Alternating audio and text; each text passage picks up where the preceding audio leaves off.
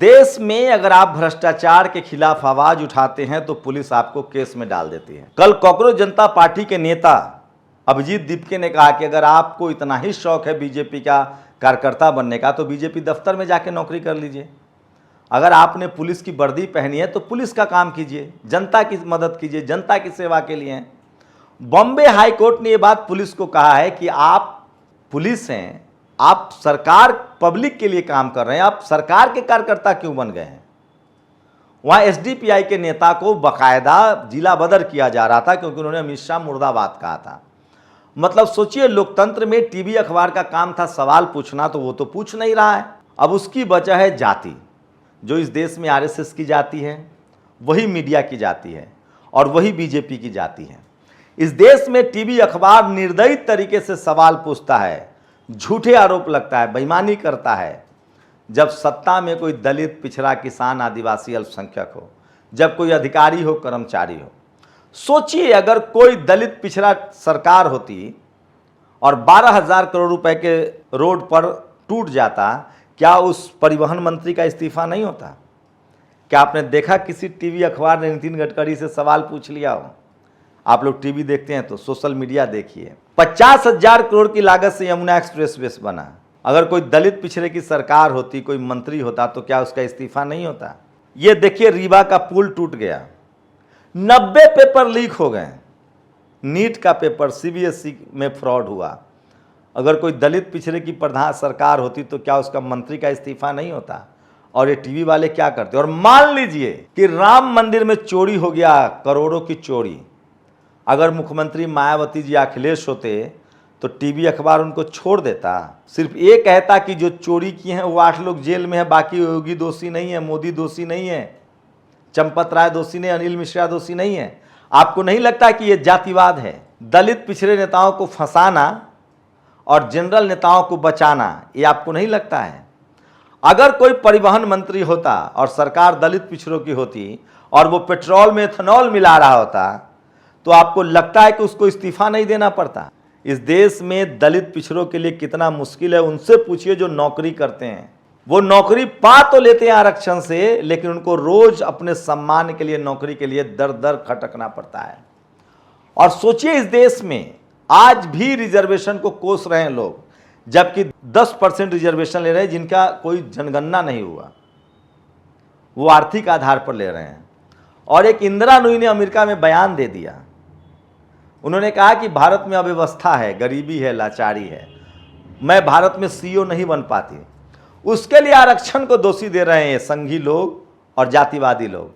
उनसे पूछिए कि सारी कंपनियां किसकी हैं? कोई दलित पिछड़ा की कंपनी होती तब ना उनको नौकरी नहीं देता। इस देश में दलित पिछड़ों को नौकरी नहीं दी जाती है।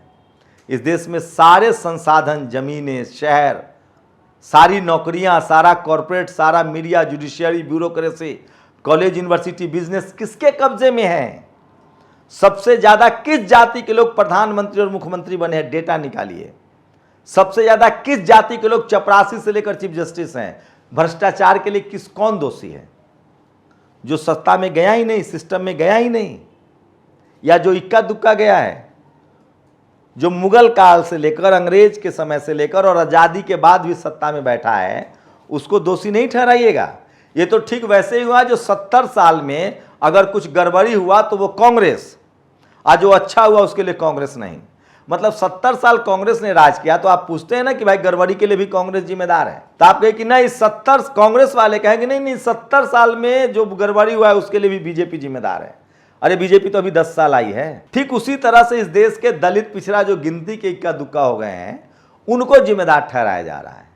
मैं फिर कह रहा हूं, इस देश में दलित, पिछड़े, किसान, आदिवासी बोल नहीं पाते हैं। उनको बोलने की जरूरत है, आवाज उठाने की जरूरत है। बहुजन समाज के लोगों को सचेत होने की जरूरत है और यही मुहिम नेशनल दस्तक चला रहा है। आप अगर चाहते हैं कि बहुजन मीडिया और मजबूत हो, तो भारत में एक भी बहुजन मीडिया प्लेटफॉर्म नहीं है हिंदी पट्टी में। एक तमिलनाडु में सिर्फ पेरियार के मानने वालों ने अपना मीडिया चैनल्स बना रखा है।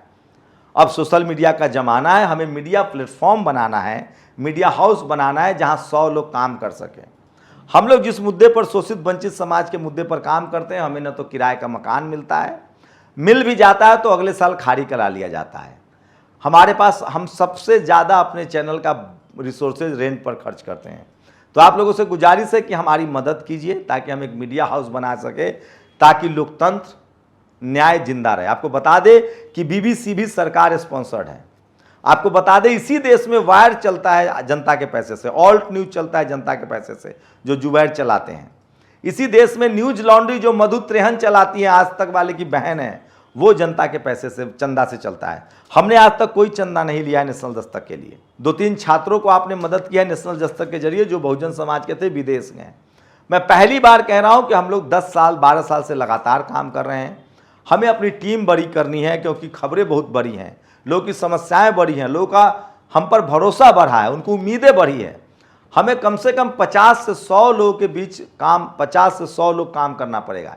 एक मीडिया हाउस में कम से कम 500 लोग काम करते हैं, 150-200 लोग काम करते हैं। हमारी कोशिश है कि कम से कम 50 लोग की टीम बने। उसके लिए ज़रूरी है कि हमारा अपना इंफ्रास्ट्रक्चर हो। अगर बहुजन समाज के लोग इसमें मदद करेंगे तो और बहुजन समाज के पत्रकार बनेंगे। तमाम मीडिया हाउस जो आप देखते हैं, जो संस्थागत टीवी अखबार वाले हैं, वो हमें कोई धन्ना सेठ ऐड नहीं देता है, जबकि हम सबसे बड़ा चैनल है, करोड़ों व्यूज है, उसके बाद नहीं देता है, क्योंकि वो हमसे सहमत नहीं है। ठीक वैसे ही जैसे वो बहुजन समाज के दलों को चंदा नहीं देते हैं, क्योंकि वो उनसे सहमत नहीं है, उसी तरह वो हमें ऐड नहीं देते हैं। हम आपके सहारे हैं, आपके भरोसे हैं, हम आपके व्यूज पर हैं। इसलिए आपकी हर छोटी मदद हमें एक मीडिया हाउस खड़ा करने में मदद करेगी, जो लोकतंत्र बचाए, जो सत्ता से सवाल पूछे और जो आंख में आंख डालकर संवैधानिक अधिकारों की रक्षा करे। इसके लिए जरूरी है कि हजारों लोग वहां ट्रेनिंग ले काम करें। सारे मीडिया हाउस ट्रेनिंग देते हैं, वहां इंटर्नशिप कराते हैं। दलित पिछड़ों के लिए दरवाजे बंद हैं, गेट बंद है, किसान अल्पसंख्यकों के लिए गेट बंद हैं। वहां आप रहकर संवैधानिक अधिकारों की बात नहीं कर सकते हैं। सोचिए, सोशल मीडिया ना होता तो इस सरकार से कोई सवाल ही नहीं पूछ पाता। और सवाल है कि इस प्रोफेशन में बहुजन समाज के लोगों को आना पड़ेगा, तभी उनकी राजनीति चलेगी, तभी उनके हक अधिकार के मुद्दों पर आवाज उठेगी। मीडिया में वो ताकत है जो दोषी को निर्दोष और निर्दोष को दोषी साबित कर दे। तो बहुजन समाज के लोगों से अपील है कि जो नंबर दिया जा रहा है, इस नंबर पर आप हमें कॉल कर सकते हैं, हमसे बात कर सकते हैं। आपकी 1-1 रुपए की आर्थिक मदद, बड़ा रकम या छोटा रकम, हम एक मीडिया हाउस खड़ा करने में दिल्ली NCR में मदद करेगा। हम लोग की कोशिश है कि 1 साल के अंदर, 6 महीने के अंदर कम से कम 200 गज के प्लॉट पर एक बड़ा मीडिया हाउस खड़ा किया जाए, जहां बहुजन समाज के बच्चे ट्रेनिंग ले सकें, शोषित वंचित गरीब समाज के लोग, अल्पसंख्यक समाज के लोग ट्रेनिंग लें, वो पत्रकारिता की बारीकियां सीखें और साथ में वो अपना भी प्लेटफॉर्म शुरू कर सकते हैं और हमारे साथ जुड़कर काम कर सकते हैं। हमें ट्रेंड प्रोफेशनल की ज़रूरत है, चाहे वो कैमरामैन हो, वीडियो एडिटर हो, ग्राफिक्स के डिज़ाइनर हो। ये बड़ा कैरियर ऑप्शन भी हो सकता है। सारे मीडिया हाउस जो आप देखते हैं वो सब कोचिंग चलाते हैं, लेकिन 10 लाख रुपए तक लेते हैं। बहुजन समाज के हिस्से में कोई नहीं है, इसलिए हमें ज़रूरत है एक मीडिया हाउस बनाने की, ताकि बहुजन समाज के पॉलिटिकल पार्टियों को कवर कर सके। तमाम दल के नेता कहते हैं कि हमें कवर नहीं मिल रहा है, अपना मीडिया हाउस खड़ा कीजिए। वो हमने बीड़ा उठाया है और हम इसको करके दिखाएंगे, हम आपको भरोसा दिलाते हैं। इस नंबर पे आप हमें कॉल कीजिए, हमारी आर्थिक मदद कीजिए, ताकि हम एक मीडिया हाउस खड़ा कर सकें। शुक्रिया। नेशनल दस्तक की आपसे गुजारिश है कि अगर इसको बचाना चाहते हैं तो नेशनल दस्तक को सब्सक्राइब करने के लिए रेड कलर के सब्सक्राइब बटन को दबाएं, फिर बेल आइकन की घंटी दबाएं। नेशनल दस्तक को बचाने के लिए बहुत जरूरी है कि हर खबर को शेयर करें, लाइक करें, कमेंट जरूर करें।